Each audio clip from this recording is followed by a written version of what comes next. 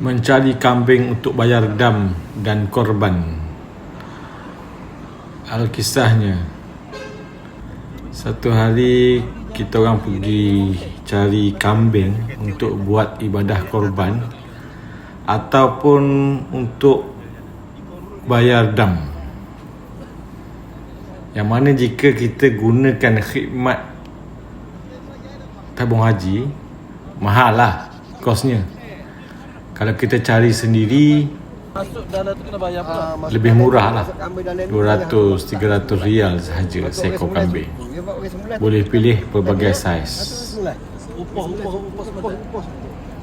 Tiba-tiba ada kambing lari. Masya Allah, Masya Allah. Jadi tuan-tuan, saya nak cerita satu kisah lelaki yang diharamkan sembelih korban pada hari raya haji. Tahukah anda, Alkisahnya ada riwayat waktu kaum Tatar dan tentera Mongol menakluk dunia Islam Baghdad, mereka mengharamkan kaum lelaki menyembelih haiwan pada hari raya haji. Kenapa? Kerana mereka faham dengan menyembelih haiwan, lelaki Islam menjadi berani.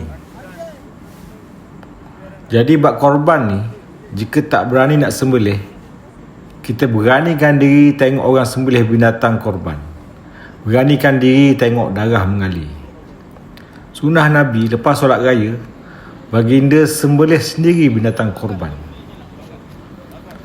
Jadi apa kata kita pergi tolong lapah binatang korban, tolong asah pisau, tolong makan-makan. Nanti tiba hari raya haji, akan ada beberapa golongan yang kita boleh pilih. Anda di mana?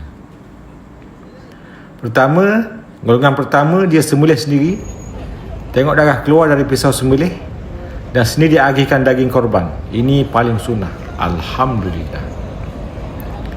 Kedua, dia tak sembelih, tapi dia tengok binatang korban yang disembelih dan bahagikan sendiri daging korban pada orang kampung. Alhamdulillah.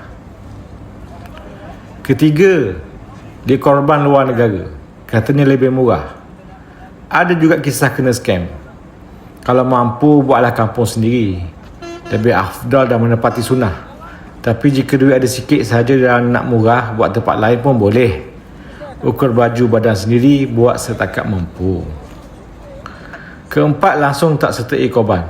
Tahu nak daging free sahaja, katanya korban kan sunat saja. Saya tak ada duit lebih, tapi tengok telefon boleh beli 3 ekor kambing. Melancong tempat mahal, makan mahal-mahal. Aduhai. Dan yang kelima, memang betul-betul susah. B40, fakir miskin, mereka ni kita kenal. Kita kena kenal dan bahagikan daging korban dengan utamakan mereka. Jadi kita nombor berapa?